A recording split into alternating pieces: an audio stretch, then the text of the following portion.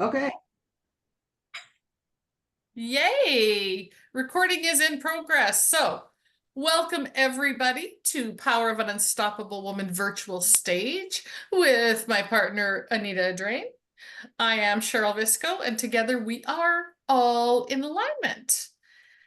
Tonight is a very special night because we have the privilege and the opportunity to introduce you to an unstoppable woman, Jerry Turan. Self-love and relationship coach. She's a best-selling author, a speaker, a Zen trilotherapy practitioner and trainer, and hopefully I said that correctly. She is the founder of Living from Heart Center, Awakening to Unconditional Love and Authentic Self-Expression.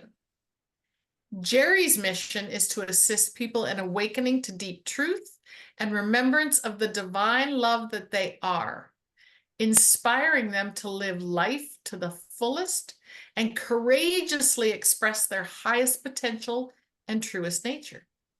She has gained massive clarity over the years and moved through huge obstacles to become who she is today, assisting to awaken others with the truths that have transformed her. And since her breakdown / breakthrough in 2009, Jerry has learned how to follow her heart and speak, think, and act through love in order to overcome obstacles and self-sabotage. Whoa. Having studied with many masters, including Zen master Nissim Amon in trilotherapy, again, I hope I pronounced all of that correctly, a blend of Western psychology and Zen Buddhist philosophy. So that caught my attention when I read it the first time. Jerry is able to coach people to work through their fears, open their hearts, bring clarity and awareness to their lives, and assist people in creating the life they dream about. Through life-changing teachings and awakening experiences, Jerry's clients often have a true spiritual awakening and gain the tools they need to live a happy, fulfilling life. Please help me welcome Jerry Turan to the virtual stage. Woo-hoo! Thank you. And you did a great job pronouncing everything. My last name, trilotherapy. That's rare. And I feel like I should have sent you like the short version of that because that was a lot. So yeah, thank you so much for having me here. It's such a pleasure. So I had the privilege of attending the last conference with these two beautiful ladies, the Unstoppable Women's Conference, and the quality of speakers and these beautiful women just blew my mind. So I'm already enrolled for next year. And yeah, you guys are doing some wonderful things. So I just wanted to recognize that, to honor you, and to thank you so much for providing this platform for women to really expand love and share their gifts. It's absolutely fabulous. So yeah, what an honor to be here with you. Thank you. Well, thank you, and you're welcome. And we absolutely love doing this because it is when creating a community and collaborating that we all have more compassion for one another, and we ripple that out into the world. So that's our motivation, I guess. So the stage is yours. Cheryl, do you have anything else to say before Jerry takes it away? No, please take it away. Okay. Okay, yeah, thank you. So the topic tonight is how to be in love, no partner required. And I'm feeling a lot of energy around this. I feel like it's really why we're here. Is to expand love in the world, to connect with our own hearts, and to deeply listen to ourselves, to one another, and all about connection. My word this year is connection. And so there's a reason that I don't have a PowerPoint tonight. And it's because I'm really longing for that connection. And my intention is that you leave this call feeling more connected with yourself. Leave this call with some tools tonight to know how to connect with the love that you are, an experience of greater love. And I'm not a speaker as much as I am a facilitator of a heart opening experience. And so that is my intention tonight, is to help you all to have a heart opening experience that leads you to greater fulfillment in your life, and some tools to really connect more deeply with yourself, with the universe, with each other, some tools to operate more in that frequency of unconditional love. And I promise you, everything changes when you're able to connect with that. And it starts with releasing whatever's in the way of that, releasing the blocks to being and expressing the love that you are. And so I'd love to just share a little bit about who I am and how I came to this work. So I'll share a little bit of my story with you, and then I'll share some tools and some strategies and actually give you an experience. So some exercises and activities to give you that heart opening experience, I'm hoping. And of course, depending on, how open you are to that. And most people that say yes to this kind of thing, they're ready, they're willing, and they've already done a lot of personal development. So I expect that most of the beautiful women on this call are already very committed to their growth and their evolution, and probably in that space of, I call it rawness, ready, able, and willing to change, to open, to do something different, and ready, able, and willing to actually be uncomfortable. Because one of my mentors told me one time that the most fulfilled people on this planet are the people that have learned how to be comfortable being uncomfortable. And that landed for me. And especially in these times that we're in very unknown territory. And so if you're not yet comfortable being uncomfortable, then it's an important skill to hone.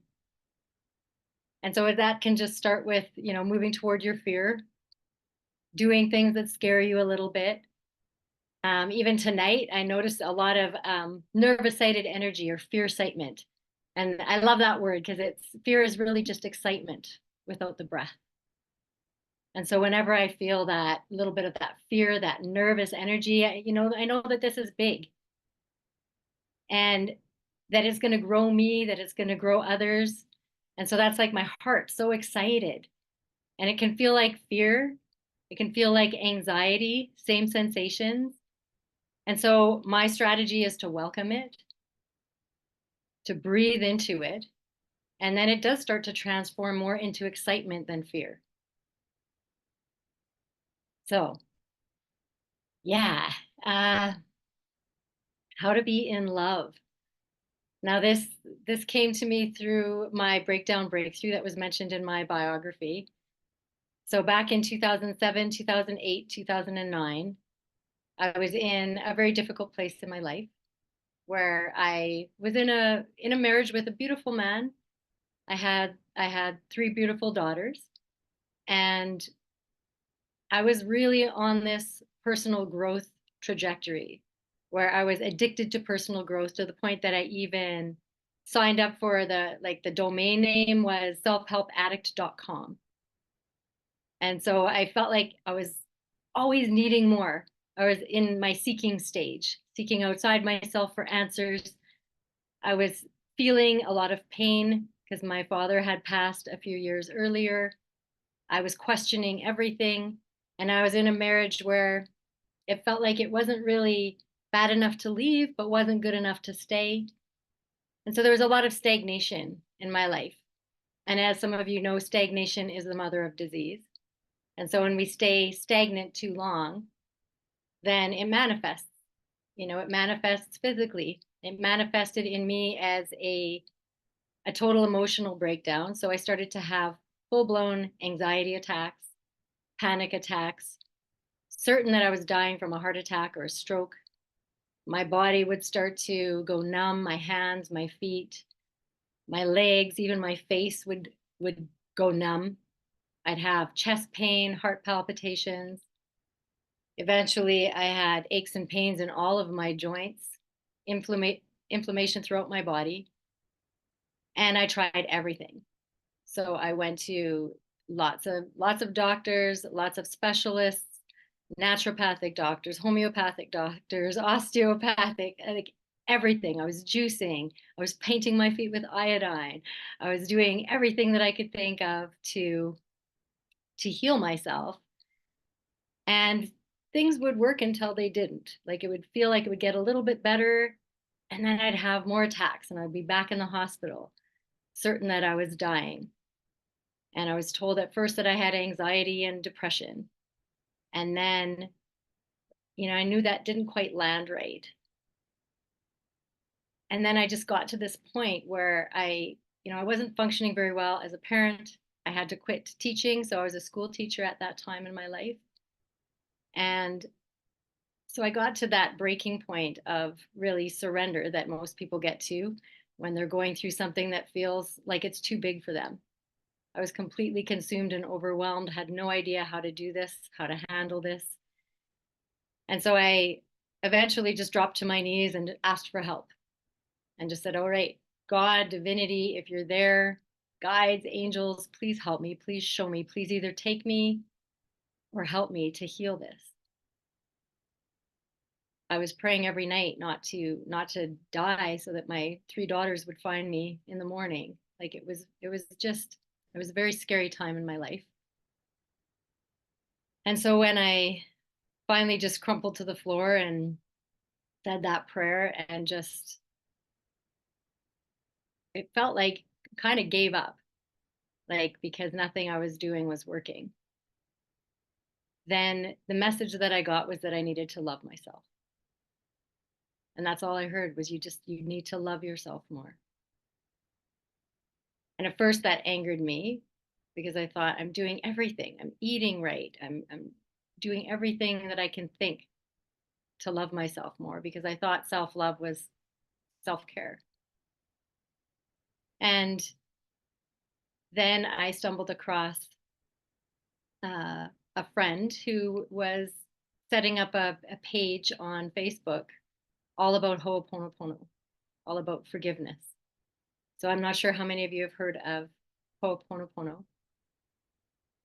Almost everyone's nodding their head. So it's a Hawaiian forgiveness process to cleanse, clear, loosen, let go of all of the blocks, everything that you're not, to release the past and anything in the way of your presence, everything in the way of love. And so it's all about returning to your original form, to perfect health, perfect harmony, and releasing whatever's blocking you from doing that. And I'd heard of it before, and I thought it was just 4 phrases. I'm sorry. Please forgive me. Thank you. I love you. And so the first thing that I did was I apologized to myself for whatever it was that I might have done or failed to do that caused this to happen to me. Because I knew that it was based on taking radical responsibility for what's in your life. And so I just took responsibility that, maybe there's some sort of karma, maybe there's something that I did. And I was beating myself up a bit, thinking I must have done something wrong in order for this to be happening to me. And feeling like maybe it was a punishment. But then ultimately, I just sat with it and I said, I forgive myself for not knowing how to love myself. Like I obviously must be missing something. There's something I'm not seeing. There's something I'm not hearing because I'm not healing. And that was a big breakthrough to just say that phrase, like I forgive myself for not knowing how to love myself. I forgive myself for not knowing how to heal myself. Like what is this that's missing here? because I was racking my brain trying to fix this, trying to change this, trying to help myself, trying to heal myself. And then one evening when I was doing that Ho'oponopono, because I made a habit of it every night, I developed a self-love routine where I would just say those phrases to all of my aches, all of my pains, to the emotional turmoil, to the fears that would come up. You know, I'm sorry, please forgive me, thank you, I love you. And then all of a sudden I had this insight that it was all about that what was draining my energy and what was causing this to stay stuck and what was preventing me from healing was all my judgments. I was judging that I'd done something wrong. I was judging that I was still must be doing something wrong. Otherwise, I would be healing. Otherwise, this would be changing. It would be fixed. And so I was being, very hard on myself, very critical of myself. I was judging the part of me that was not the way that I thought it should be. And so I had to forgive myself for believing that it should be different than it is. And that's a really powerful one, to forgive yourself for believing that life should be any different than it is. And that was a huge breakthrough, because I realized, oh my gosh, judgment is resistance. I'm resisting this. I'm judging it as bad. I'm judging it as wrong. I'm judging it as something that I need to fix and change. That's the same as resisting it. And as the saying goes, what we resist persists. And that was like my aha, eureka moment.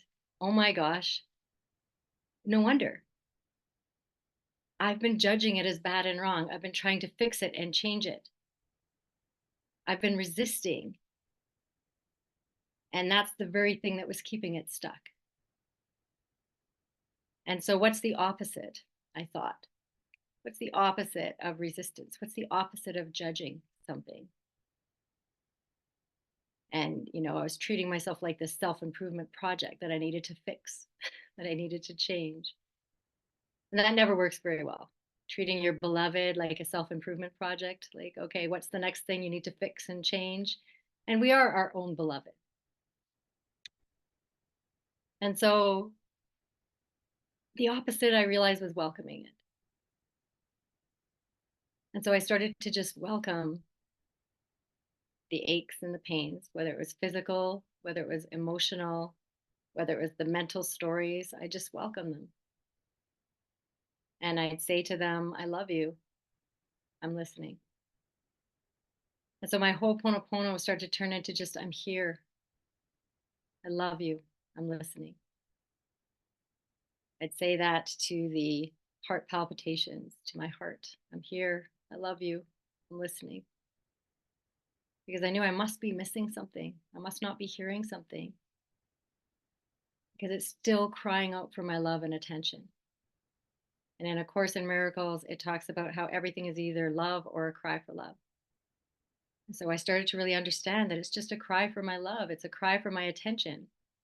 The attention and the love that it didn't get in childhood, because my parents weren't able to hold space for their own emotions, let alone my emotions. So now I had to become my own enlightened parent. And I had to learn how to love myself, how to attend to all of the aches and pains, and to welcome them and let that part of me know you're allowed to feel afraid. You're allowed to be sad. You're allowed to feel not good enough. And as soon as I welcomed that, it started to shift and change. And I just developed this routine of practicing loving myself by accepting every single thing that was coming up, welcoming it, using the Ho'oponopono mantra and using those phrases, I'm here, I love you, I'm listening. And in that loving presence that I became for myself, there was a safety. And I started to heal. And I can't tell you when, it wasn't overnight, but I did this routine every night for about a year. Just Ho'oponopono, holding space for myself. And by the end of the year, I realized I had no symptoms and I hadn't for quite a while. And everything just healed. So after that, I became a self-love and forgiveness coach because I knew that that's what worked. And I figured there's a missing piece here that people don't realize. People are constantly trying to heal the physical with the physical, but then they're not getting at, what's underneath. And so I became an expert in inner child work and seeing all of those parts of me as my inner child that didn't get her needs met when she was young and is still crying out for those needs to be met, and realizing that I can do that for her.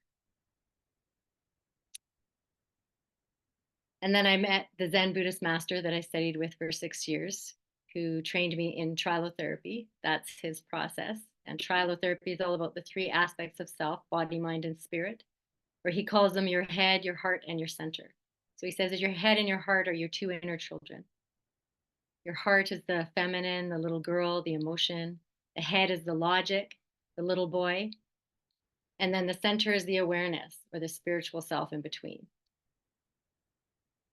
And we have no peace if the head and the heart are in opposition to each other, which I realized was exactly what was happening and what caused my breakdown in the first place, was that my head and my heart had different opinions and wanted different things. And I had this inner battle going on, this inner war, where my heart knew that there was something more, something different that I needed, was longing for, well, to basically to leave my marriage, knowing that I was using that as an excuse to stay stuck and to stay small.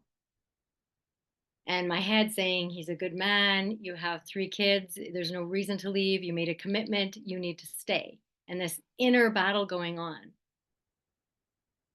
And so doing that forgiveness work started to just bring my head and my heart together.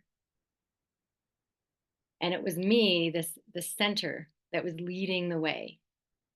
And just noticing what was going on, welcoming it and loving it, giving it the love that it needed. And so my whole life changed. I met that Zen master. We sat in a circle, and the very first thing he said was, the day of enlightenment. The day of enlightenment is the day that you treat yourself and speak to yourself like you're someone you love. And I just sat there and thought, that's exactly what I did to heal myself. Is I stopped judging and resisting and trying to fix and change parts of me, and I embraced them and I welcomed them. And then there was a safety, there was an integration that automatically took place. And that really is what I teach now, is, to love yourself. I'm a relationship coach, and it starts with the inner relationship between your own masculine, your own feminine, the head and the heart. And getting that into alignment, because every single time when I'm in that coaching atmosphere, I notice that what's your inner relationships shows up outside of yourself. And if you have an abusive inner relationship and your head is abusing your heart and thinking, what's wrong with you? Why can't you do this? And super judgmental, then you're going to attract that outside of yourself, because that is the very opportunity to heal it and to notice, yeah, this is what's going on in me. And so it has to get triggered. And I love triggers. I get excited about triggers because a trigger means that something's coming up that was already in me. Like a trigger is always in the past. It was always in me. It's never caused by the person or the situation in front of you. It's a trigger, which means that a wound got triggered in you. And that person or that situation was the catalyst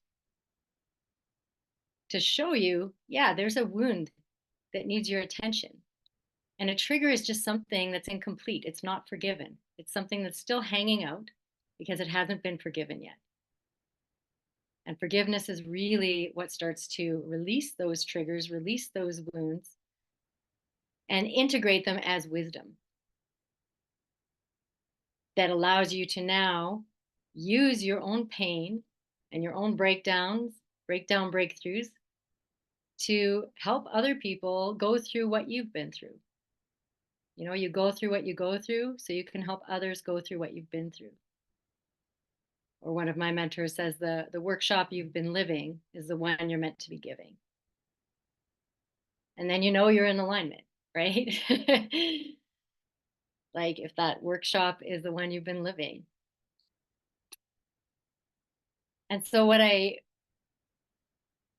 want to do today is just give you all a bit of an experience and share with you some of those tools that I know can really help you to thrive in a vibrational frequency of love and let go of that old paradigm where we're programmed to operate in a place of fear and just get through the day and hope that today will be better than yesterday, that tomorrow will be better than today.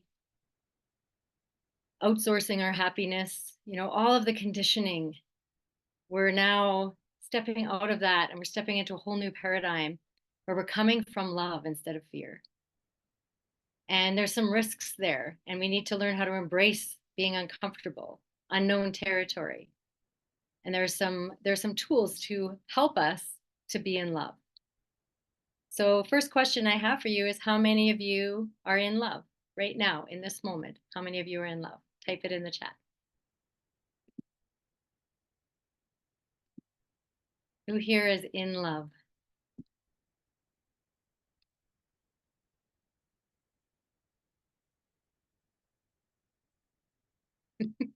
Yes or no? Or why not? You know, or what comes up? So just notice what's coming up in you when I ask that. Ah, good. Here we go. I'm in love with myself, but only recently. Awesome. Me, I'm in love with me. Yeah. Yeah, and with room for more. Yeah. I am, and with room for more. I'm learning to love me. I'm learning to love me. So, like, how beautiful that everyone just took, you know, how many of you are in love? And it took a moment. It's like, what does she mean by that? Like, isn't another person required for that? To be in love? So, a lot of people in the past, like, if you just went up to someone on the street and said, are you in love? They'd probably think, well, that they have to be in a relationship. They think romantic relationship, another person needed. But I love that this group you know, they know, right? They've done some work and it's like, yeah, I can be in love with me. I don't need to be in a romantic relationship in order to be in love. And yeah, figuring out what that means, slowly loving me, just learning about that. I'm in love with my grandkids more than myself. Good, yeah, good acknowledgement, right? So you know what that means. You know what that feels like. You know what that experience is. And so it sounds like pretty much everyone on this call knows that you can be in love without being in a romantic relationship. That love is a vibrational frequency that you can choose to reside in, and you can practice residing in, and you can familiarize yourself with that. Because we're in that transition of moving from, you know, fear and residing in that fear-based paradigm and making decisions out of fear, like, you know, I've got to take this job out of the fear of not having enough money to pay the bills. I have to marry this person out of the fear of being alone. You know, just lots of building business from a place of fear. Our systems, our school system was set up with a lot of fear. I was a school teacher, so I mean, I know all of our systems, and now they're breaking down. It doesn't work anymore. And we have to find this whole new paradigm, and we need to come from that place of love and build things on love and make decisions from that place of love, which is inclusive of everyone.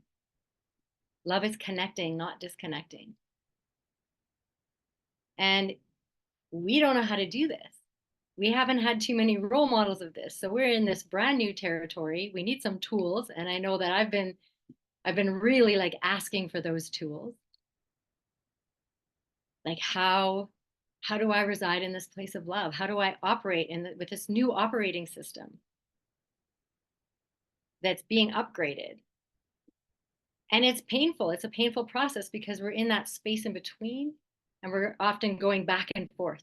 between our old operating system, which is very fear-based, and our new operating system, which is all about love and it's very soul-led, and there's a lot of surrender and there's trust. Those are the signatures, surrender, trust, and flow. And for a lot of you, I'd say those are your words probably that you've been working with, learning what that means to just be in surrender, be in flow, connect with life force energy, the universe. Come in empty instead of having to like plan everything and control everything. Learning how to let go of control and how to trust more. Because that really is where the new operating system in love requires some surrender. It requires trust. That's the foundation for it. And how many of you have challenges with trust, like trusting yourself, trusting life, trusting other people? And I'd say most people do. We've been through a total upheaval in the world where our trust, it's tough to trust right now. And there's all sorts of scams, and they're very sophisticated scams. And so how do we find that trust again? Because that's one of the biggest things for really learning how to reside in love and how to just surrender and trust life. Like, how do we rebuild that trust that has been so hurt and so damaged? So how many of you doubt yourself and don't, second guess yourself? Have difficulty trusting yourself and trusting your judgment even about, another person or a scam. Trusting that life really does have your back, that the universe has your back, that is happening for you. Yeah, that's huge. And so the very first tool, and tool is an acronym, because I sat out in nature one time and I just said, I need some tools, because I keep slipping back and I keep trying to fit into a box that I know I've already outgrown. And that's painful.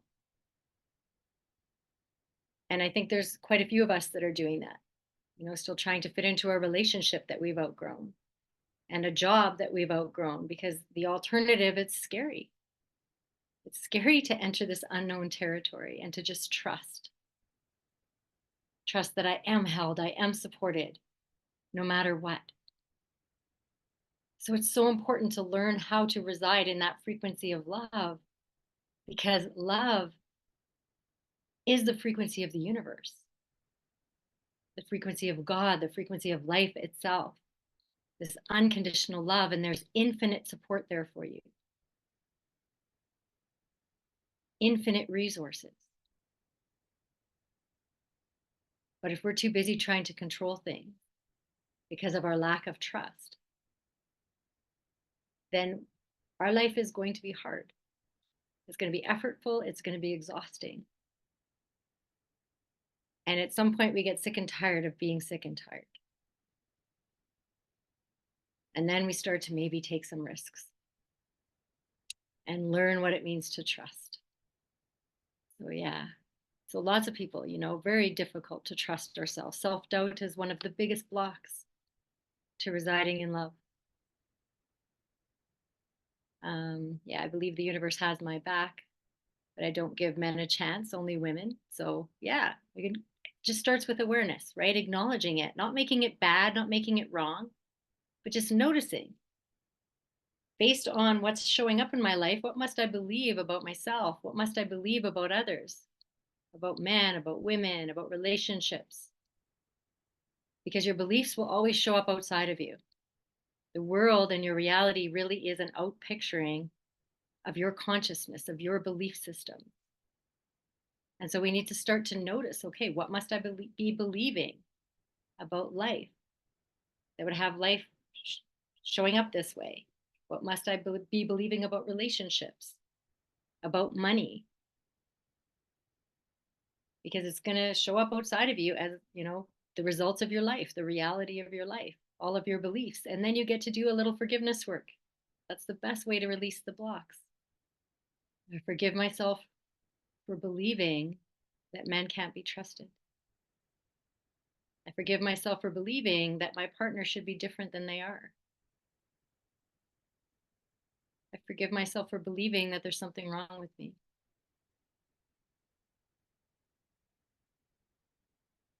And just acknowledging what you're believing, getting honest with those beliefs, doing a little heart rub, a little forgiveness work. And then building that foundation of trust. Because if you're doubting yourself, if you're second guessing yourself, if you're not looking after yourself, if you're not loving yourself, if you're putting other people first and betraying yourself, if you're not prioritizing yourself, that's all the disconnect between your head and your heart. So in trilotherapy, our suffering is directly correlated to the disconnection between our head and our heart, between our own masculine and our own feminine. Our suffering is directly correlated. How much we suffer is directly correlated to how big the disconnect is. So I don't trust myself. I don't love myself. I doubt myself. I don't look after myself. Who's the I and who's myself? So point to yourself.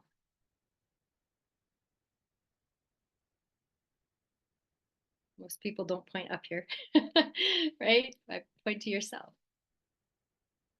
So I don't trust myself. I don't love myself. I don't look after myself. I doubt myself. That's all the disconnect between your own head and your own heart. And so now it's learning to trust yourself, to love yourself, to look after yourself, to prioritize yourself, to listen to yourself.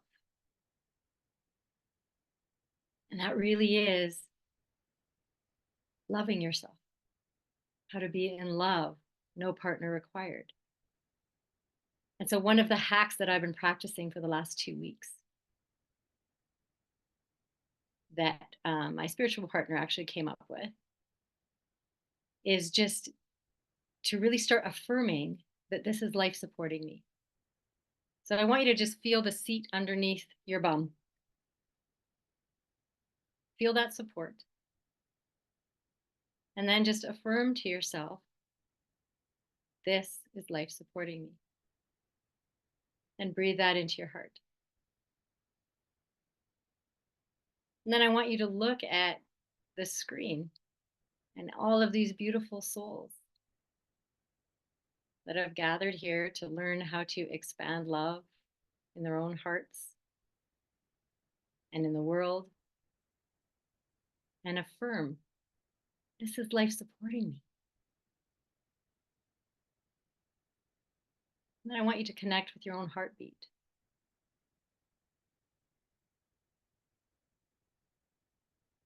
Just take a moment to feel your own heartbeat, acknowledging your heart, gratitude that this is life supporting me. Every heartbeat is life supporting me. And then you can look at a light, the closest light fixture or lamp, and say that is life supporting me. You can look at the food on your plate. This is life supporting me.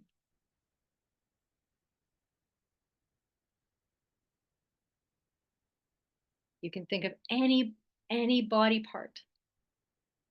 Connect with any part of your body, your eyes. This is life supporting me. When you go driving, when you get in your car, you can use that as the trigger and just decide that everything that you look at, everything that you notice, everything that you become aware of, you're going to affirm this is life supporting me. That red light, that's life supporting me. Now I can stop and get present and take a breath like Buddha, calling me back home to myself. Every red light, every stop sign, this is life supporting me to slow down, to be present. Where am I? I'm here. Every tree, every person. And then you're driving and a car cuts you off. And you say, this too is life supporting me. Someone gives you the finger. That's life supporting me. And so when you practice, this is life supporting me with just everything and everyone around you in every situation, then when the situation comes that isn't favorable and that you judge as bad, you perceive it to be not a good situation, it'll be easier for you to say, you know, this too is life supporting me, even though I can't see how right now, and this feels bad and I don't like it, and it's not my preference. I know that life has the bigger picture, and that me, in my limited form, like I only see so much, but life sees everything. This too is life supporting me. Every time you're triggered, you know, your anger is life supporting you because it's telling you that a boundary's been crossed. And if you think back to some of the things that you perceive to be the worst things that ever happened to you, 10 years ago, like my breakdown, now I see, oh my God, that was life supporting me. When I went through that breakthrough, and I learned what it meant to love myself and the power of forgiveness to release the blocks to loving myself, that is why I do what I do and how I can help other people go through what I've been through. That was huge. That was life supporting me. And I promise you, what you focus on grows and expands, right? What you attend to, attention energizes. And so if you keep energizing that you're feeling supported, this is life supporting me, and breathe it into your heart and start and feel it. Like feel the appreciation, feel the support. What does it feel like to be supported by life, by all of life? Then what's going to happen is magic. Synchronicities like crazy. And you'll just start to see all the different ways that life is supporting you, that life is so magical. And it's just, you're just going to grow it and expand it. And you're going to feel so loved and so supported when you make a commitment to just that one tool. And the bonus is that it rebuilds trust. And trust is the foundation of any relationship, especially the relationship between you and yourself, between your own head and your heart. So you're going to start to trust life again, to trust the universe. And you are life. You are the universe. And so is everyone else. And so really rebuilding the trust, this is one of the best tools that I know.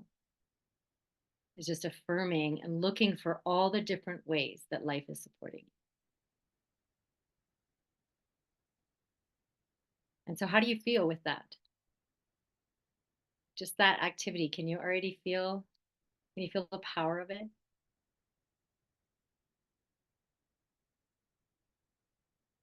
So that's one of the things. Yeah, peaceful.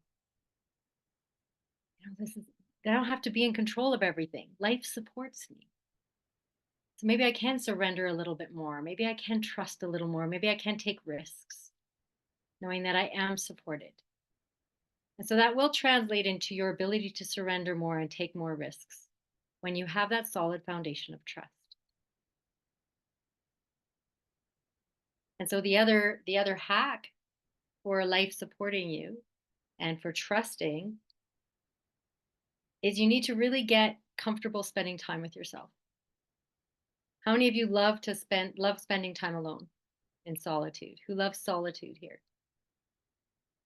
Okay, lots. Yeah, which means that, I mean, you've done some work, because if you didn't love yourself at least a little bit, being alone with yourself is like torture, because all your judgments come up. All your judgments about yourself, about life, about others, all these feelings. And spending time alone with yourself, I don't mean watching TV, watching Netflix. I mean spending quality time with yourself, like you are your own beloved, in connection with your emotion, with your heart. You know, a cup of tea, and then just sitting and listening to yourself. quality time, just like you'd want to with your beloved, sitting across from them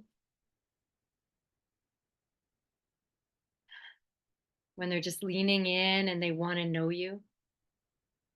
And they say something like, "How can I love you more?" And you can say that to yourself when you're spending quality time with yourself. How can I love you more? Ask your inner child, ask your body, ask your heart, how can I love you more? Ask your kids, ask your spouse, how can I love you more periodically? It's a beautiful, beautiful question.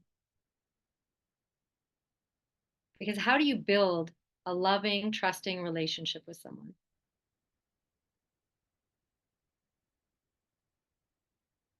So if you really want to trust someone, you need to get to know them, right? You need to spend time, quality time with them, time in proximity with them, or you're never going to trust them. That person at work that never even acknowledges you and just walks past you all the time, do you trust them? But do you just walk past yourself? Do you just brush yourself away? Do you not even acknowledge yourself in the mirror in the morning? Then how are you ever going to trust yourself if you don't even acknowledge yourself? If you don't treat yourself like your own best friend, if you don't spend quality time with yourself, time in proximity with yourself, then how are you ever going to build trust? You build trust by knowing yourself. First step in enlightenment is to know thyself. To know thyself is to love thyself. You are that. You're not separate from that. So the more you spend time with yourself and you learn to enjoy spending time, quality time with yourself, listening to yourself, tuning in, saying those magical phrases that I used, I'm here, I love you, I'm listening. Maybe with your hand on your heart, a little tap. I'm here, I love you, I'm listening. And then you just breathe and be.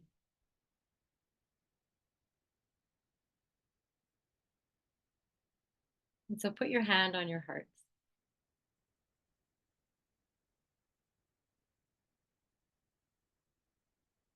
Take a nice deep breath. And just feel the warmth of your own loving touch. Getting present with yourself. Now you're learning how to provide your own safety. And when your inner child feels safe, she's going to start to share with you. Just like when your beloved feels safe with you, you start to learn their secrets and they start to share with you and they start to open up to you. But if they don't trust you, not much is going to happen at first. And so you need to be patient as you spend just 5 or 10 minutes fully present with your body, with your feelings, and just saying, I'm here. I love you. I'm listening. How can I love you more?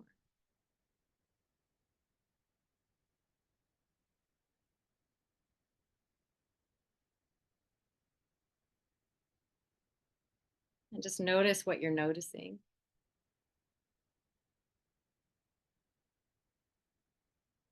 Notice if that's uncomfortable. And if it is, just welcome that. And let that part of you know you're allowed to be uncomfortable.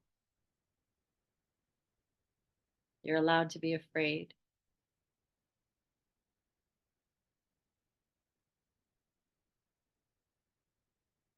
Your presence is love.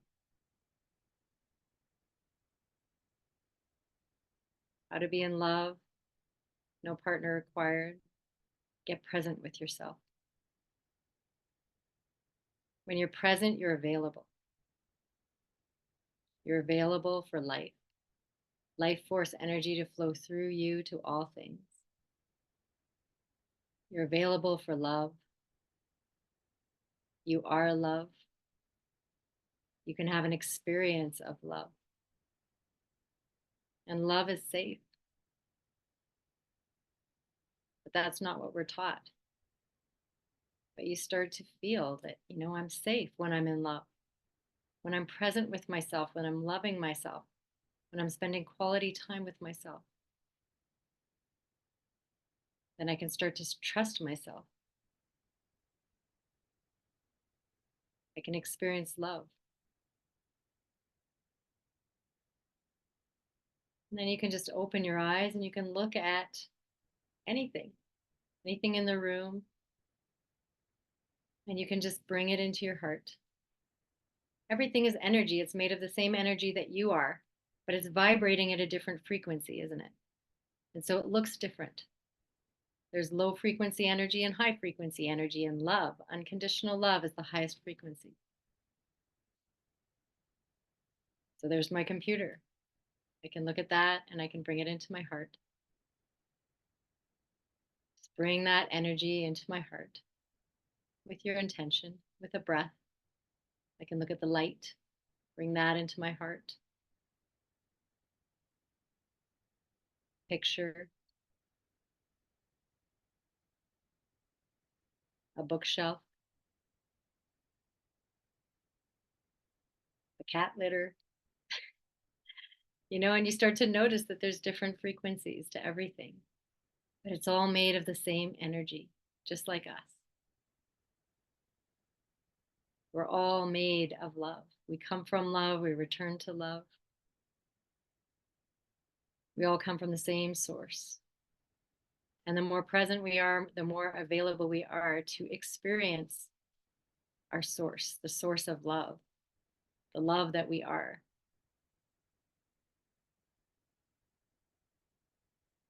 And so that's how I used to lead things, as I just have people stop and bring things into their heart. Just go for a little mindful walk and bring the bird into their heart and the tree into their heart. And now I would add that piece. This is life supporting me. That is life supporting me.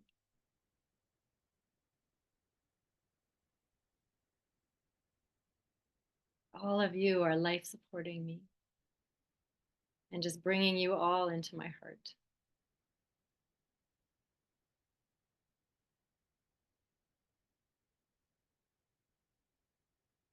And how many of you have felt longing and emptiness in your life? Anyone? How many of you have been feeling that lately? A longing and emptiness? And the cure is probably not what you think. The answer is almost always not what you think. You want to feel into it. You don't want to think about it, because your thoughts are just generated from the past. And you can't solve a problem with the same mind that created it. But if you get present and you just bring things into your heart, and you feel the warmth of your own loving touch, and then you inquire and you welcome this longing. Wow. Yeah, this longing, this emptiness, feeling alone, and you welcome it instead of resisting it. This is bad. I have to get rid of this. I shouldn't feel this, because then it persists. Welcome loneliness, welcome longing. And you've heard that the only way out is through. What's in the way is the way. And so what if the cure for emptiness and for longing is to be alone with yourself? What if it's a longing for deeper connection with yourself? We think we need a partner, or we need more money, or we need something else to fulfill us. We keep outsourcing our happiness, outsourcing our fulfillment. And we're making it into fulfillment, like, I need more, more, more. But in fact, what if the cure for emptiness is to just be empty? Just be here now, be empty. So just stop for a moment and just think, just be blank. Just be empty. I'm empty. I'm blank. Or Eckhart Tolle would say, I wonder what my next thought will be. To get you in that gap, in that space. I wonder what my next thought will be.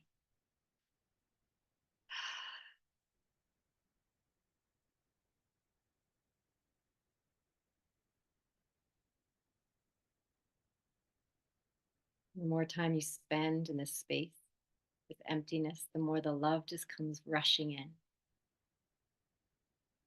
Pure presence.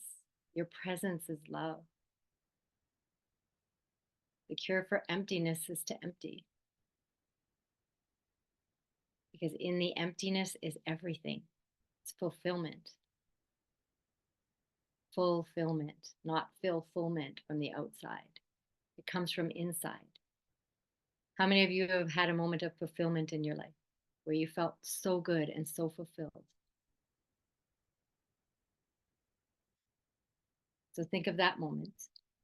Maybe it was the first time you held your baby. Maybe it was witnessing the most spectacular sunset. Think of a moment where you felt totally fulfilled.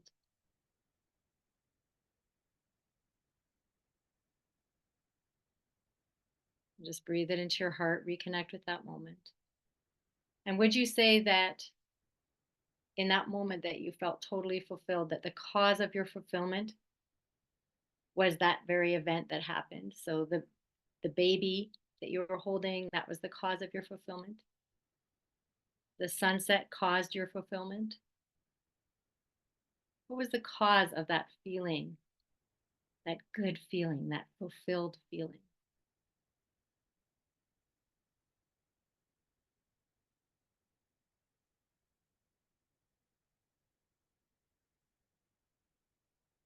Cause of your fulfillment. And can you generate fulfillment without an external event? Can you just feel fulfilled? Can you just choose right now to feel fulfillment? Can you choose to be in love? Maybe it helps to visualize those events that happened, that newborn baby, the sunset, that bird just fluttering with the most beautiful song. So most of people would say that the cause of their fulfillment was the event.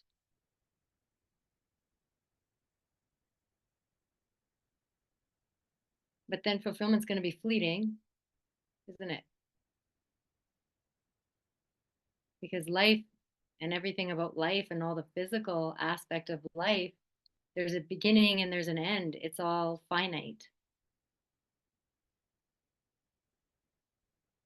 And so what if the cause of our fulfillment was love?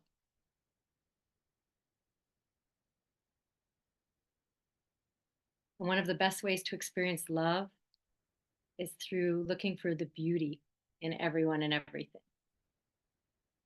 The beauty of that newborn baby, the sunset.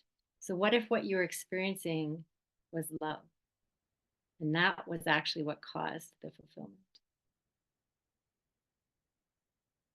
And where does love come from? Does it come from the thing? Or does it come from within? Where does it come from?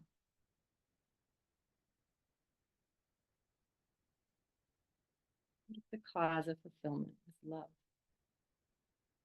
That you felt love. So maybe your fulfillment, you just won the most prestigious, amazing award. Winning the award caused your fulfillment, or feeling loved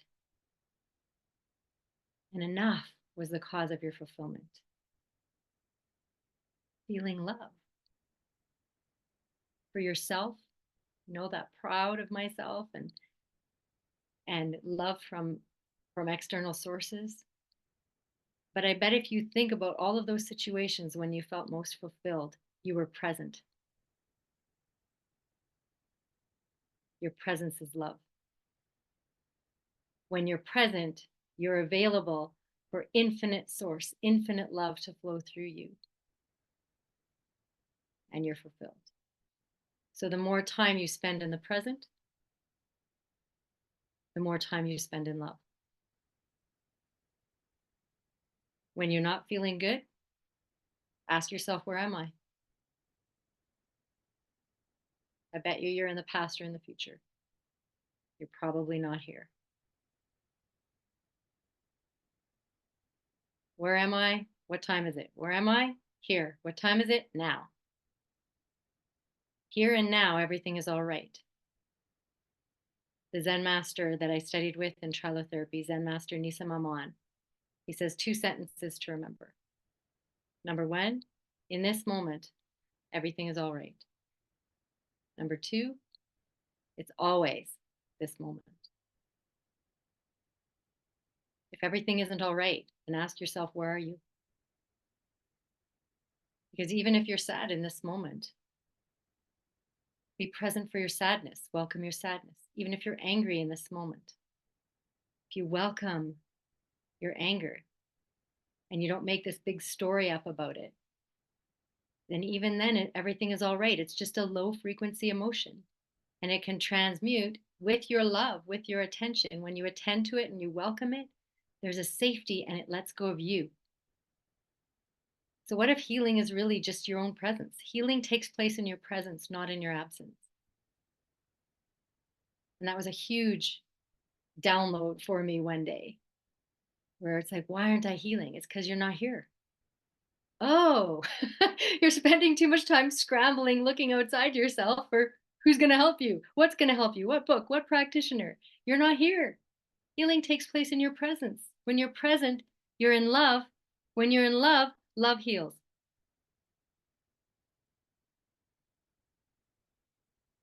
The tools: trust. Observe is the O. So observe, right? Again, you're present, you're observing your thoughts, you're observing your emotions, you're observing the sensations in your body, you're being present for them. So you build that trust, then you learn to witness your life and be aware, because awareness, again, presence. You can't be aware if you're in the past and the future. Your awareness is here. Your healing is here. Love is here. It's always here. Where are you?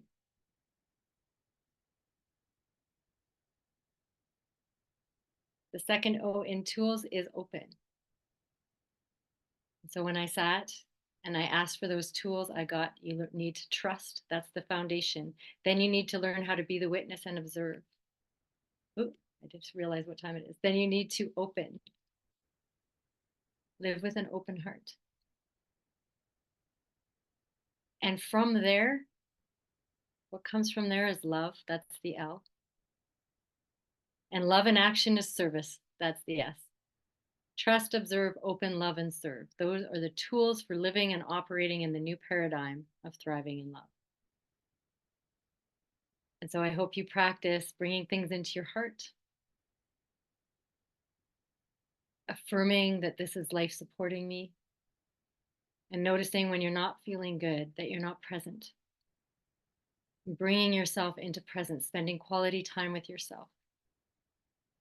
And that emptiness you're going to feel is going to turn into fullness, because it's full of love. The space is full of love. The empty is full of love.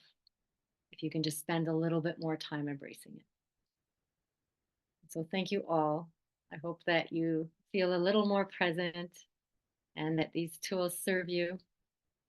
And I'm definitely willing to stick around if we wanted to just turn the recording off and answer a few questions. Totally up to you. This has been awesome, Jerry. Thank you. Thank you. Thank you. I see a lot of head nods. Put some love for her in the chat, ladies. Yeah, Anita, what would you like to add to that? Yeah, wow. I have practiced Ho'oponopono and known about it for many years and read different versions, and I just absolutely had some brilliant aha moments this evening in this short, space in time, being present with you. And I just absolutely love the tools that you've given everyone. And I know myself, I'm gonna watch the replay. As I'm sure a lot of you will want to and want to share this out, and we'll get that to you all tomorrow sometime. Don't expect it tonight. But Yes.